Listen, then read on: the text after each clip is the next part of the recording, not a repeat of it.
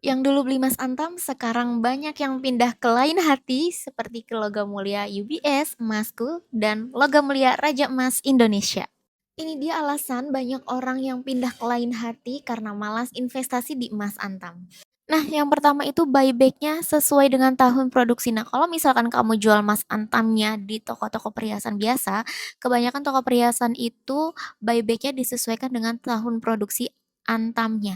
Jadi semakin lama tahun produksinya, harganya itu akan semakin rendah.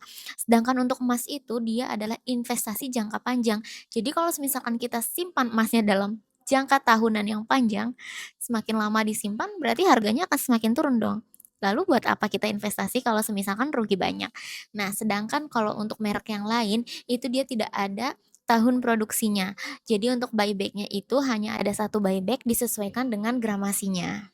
Alasan yang kedua, stoknya itu terbatas. Nah, semakin stoknya terbatas, permintaan pasar semakin tinggi, maka harganya akan semakin naik. Nah, itu adalah kesempatan bagi para oknum untuk menggoreng harganya, guys. Ini aku kasih pertimbangan atau perbandingan dengan logam mulia merek yang lain. Salah satunya ini aku ambil dari Logam Mulia Raja Emas Indonesia.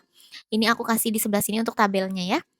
Nah, kebetulan untuk Raja Emas Indonesia itu harganya lebih murah atau lebih ramah di kantong dan untuk spreadnya itu dia rendah, guys. Jadi selisihnya itu sedikit, hanya di sekitar 80 ribuan aja. Dan untuk peluang kamu untungnya itu jadi lebih cepat. Nah, untuk alasan yang ketiga, selain spreadnya yang tinggi, packaging dari Antamnya itu juga berpengaruh loh guys ke harganya. Jadi kalau misalkan kamu jualnya ke toko-toko perhiasan biasa, selain ke butik Antamnya, itu untuk packagingnya juga dapat berpengaruh.